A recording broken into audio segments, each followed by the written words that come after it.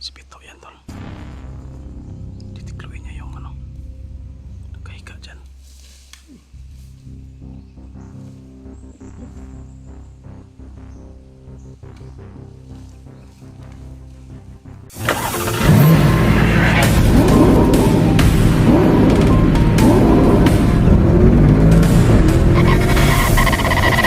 So far away from home.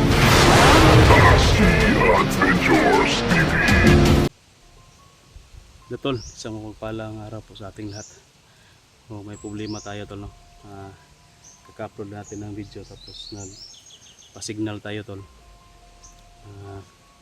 Upload natin ng short video. Kasi yung long form video natin matagal na upload. Mahina kasi yung signal pero ano na, naka-loading na siya. Yan na, matakbo na. Pero hinihintay lang natin tol na ma-upload to, tapos diretso na tayo, no? Kasi binigyan ko ng location si Bito tol kung saan ako banda ang location ko, so doon kami magkikita, dito kami magkikita kasi tol, nabalitaan natin na kahiwalay sila Bito at saka si Ayan dahil na tawag doon, napasabak sila sa bakbakan ba. Chat natin si Ayan, nag-reply naman tol na okay lang siya, kaso gusto daw niya munang umuwi tol.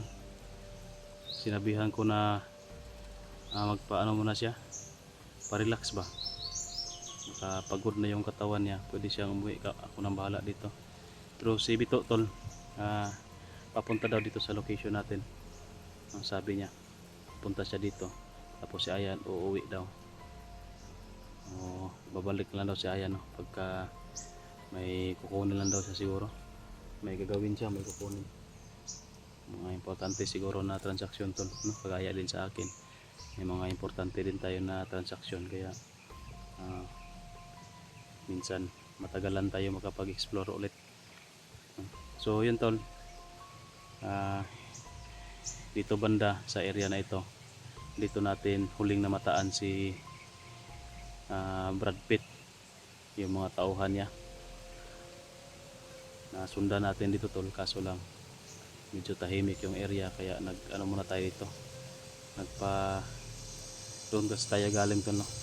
Sa baba umakyat ako dito para signal tayo, upload tayo ng video, pa-relax din tol kasi napapagod na ako eh. Hindi natin maabutan agad kasi may mga sniper na naka-installer.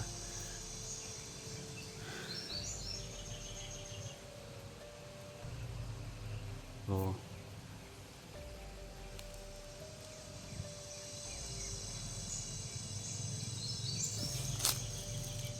kailangan natin tol na hintayin muna si Bito dito para magkasama kami, para may kasama si Bito. Naambos pala sila, no? Marami sila nasagupa, kaya pala tol nakarinig ako ng mga putukan, medyo malayo lang dito sa location, doon sa location ko kanina. Sila pala yun, nakipagbarilan. Marami yung tauhan ni dito ni Brad Pitt. So tol, tansya ko dito tol, baka si Brad Pitt na hindi si Aguila yung nag-hypnotize niyan. Kasi kung si Aguila yung nag-hypnotize niyan tol, dapat nawala na yung hypnotize niya pagka dali natin kay Aguila. Kaso iba yung nag-hypnotize niyan, kaya hindi pa nawala yung hypnotismo niya. Duda ko tol, yung sabi ng mga tauhan ni yung narinig natin sa mga usapan nila ba na si Commander Asyong daw yung mga commander ng Pulahan.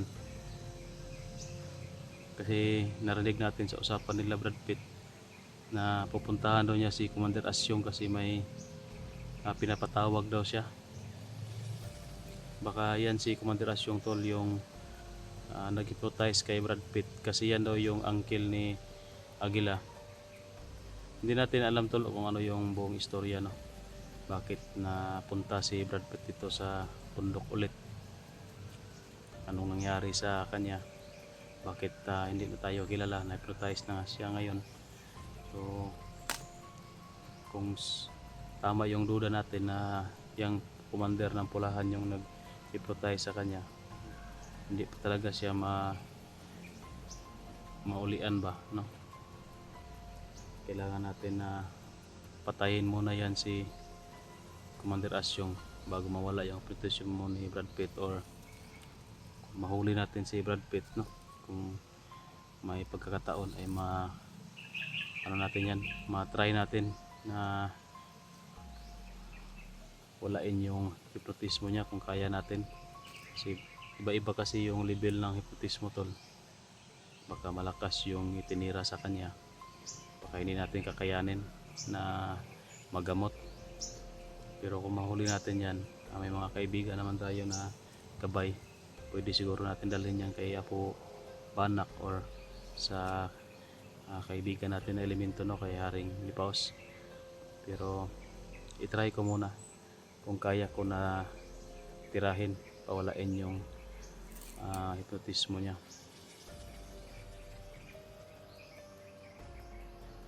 Hintay lang tayo ito saglit, tol. Habang naghihintay tayo, magro-roving lang ako dito sa paligid. Titingnan ko dito kung safety ba talaga dito, baka may mga tauhan ni 19 dito ni Brad Pitt. Magro-roving muna tayo doon sa unahan.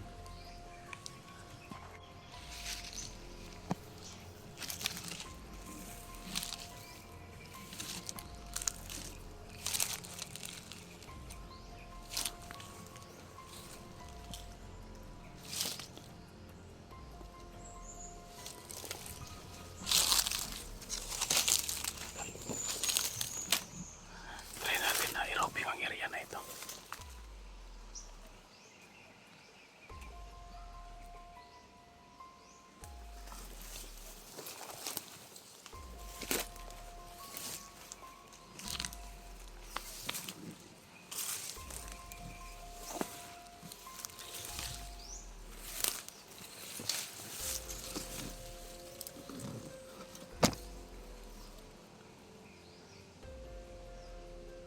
Parang may naramdaman ako na enerhiya, tol. May isang enerhiya malapit lang sa akin, pero hindi natin makita kasi medyo masukal yung area na ito.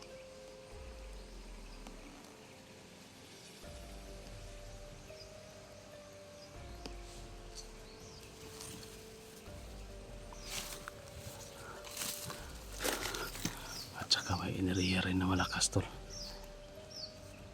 Parang kilala ko to na enerhiya dito banda.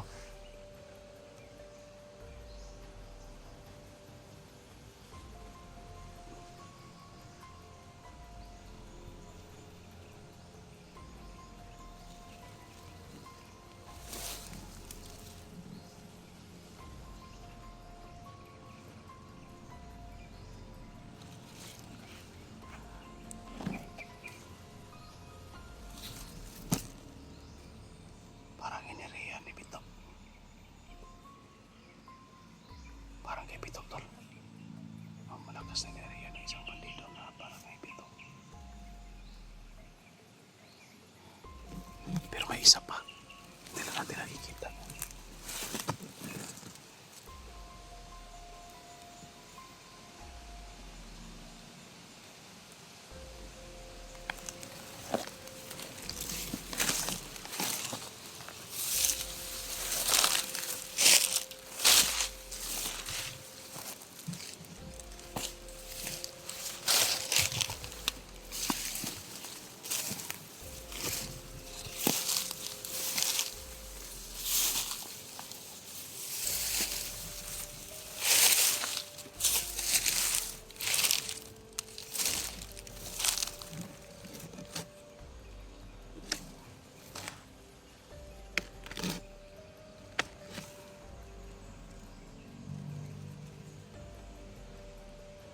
Kaya pala hindi natin nakikita, tol. Yan pala, oh.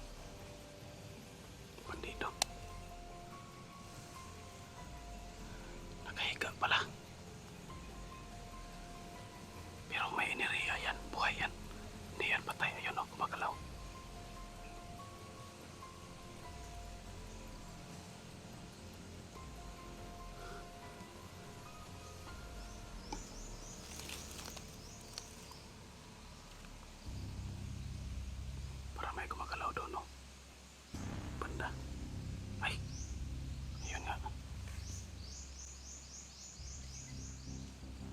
Si Pito yan tol. Titikluin niya yung ano. Nagkahiga dyan.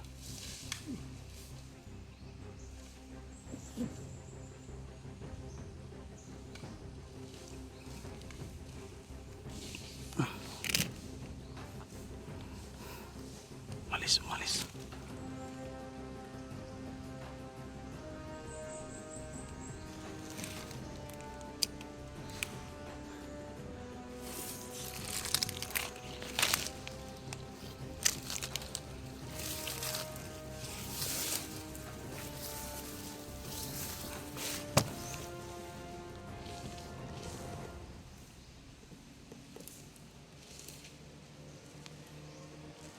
Tu.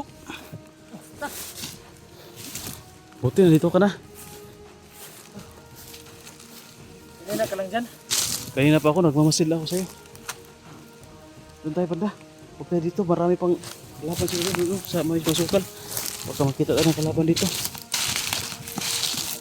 Nagkikulay pala kayo na Ayan.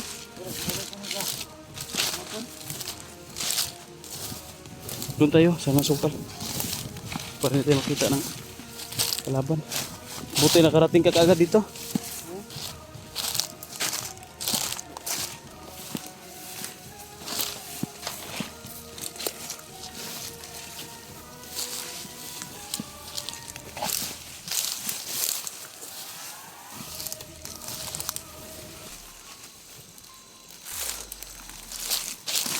Ano nangyari?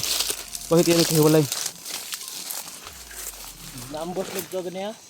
Ay Ha? gahapon. Naambos mo? Oh. Still lang.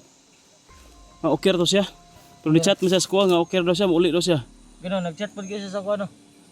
Ano siya, commander. Mo uli sa ako. Ningon siya? Naka-chat siya sa mo ha?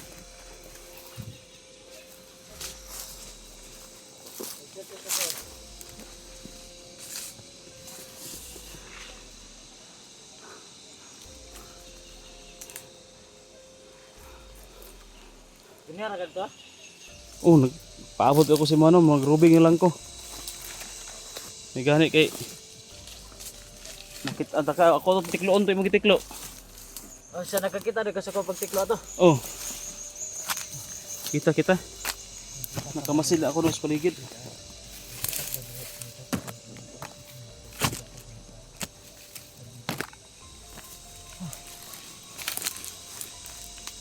Pahinga muna tayo saglit. Parang napapagod ka. Power ako. Ano pa ako? Kabilang bundok. Buti nakarating ka dito. At may kasama na tayo kasi wala kang kasama. Wala rin akong kasama, si Ayan. Uwi daw yun kasi may importante daw siyang kukunin. Oh, biskwit. Tayo ko isipin. Nakal. Basta gutom. Binigyan ako nito ng biscuit natin. Biniharap yung gutom. Dito uwikan sa inyong kampo. Oh. Man, kung may tao ito, si Burnok naman ito, katong uban ng mga tao. Wala man day mo, explore man day mo. Lakaw kami no. Gapon pa ko ito. Ito nagbulag ni.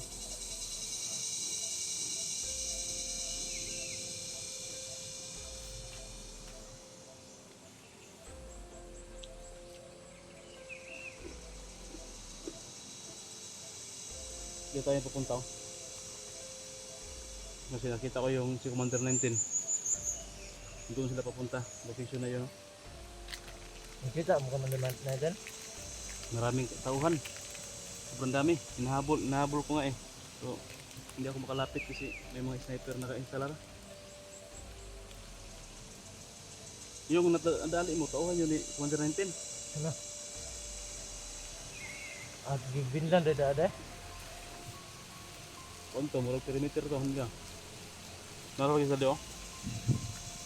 Ako ang tagi siya postilo na. Wala na ako dito sila. Ayo, Narada. mas nindot tong silent kill lang ka. Dira.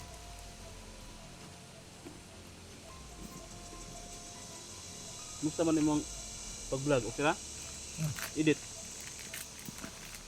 Okay lang yung pag-edit mo ng video, pag-upload? Kaya mo po. Balo na po ito gamay. Bulo na ka? Ayo. Balo na po.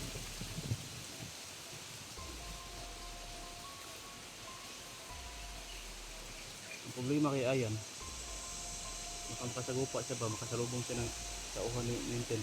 Dali na. Walang isa. Wala po di ko kabalo na asa dito karon. Basta kayo nag-chat ito sa kuha. Sinabihan ko man siya na kung uwi siya, mag-ingat siya kasi baka makasalubong siya ng tauhan ni Ninten kasi marami ng tauhan ni Ninten at saka kung masalubong yung si Ninten, huwag niyo munang dalayin. Kasi kilala ko yan si Ninten. Dati ko yung natulungan na bandido rin. Si Brad Pitt yan. Hindi pa kayo nag-abot niya no?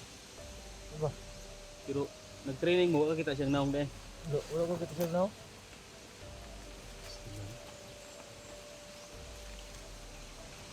Kaban din na mo deh. Kauban ako ng vlogger sa una. Dati rin yung bandido na kasama mo, kagaya mo. Pero matulungan ko ba? Kagaya din yan sa'yo, may binigyan ko din yan ng cellphone para makapag-vlog. Tapos na kuhan eh.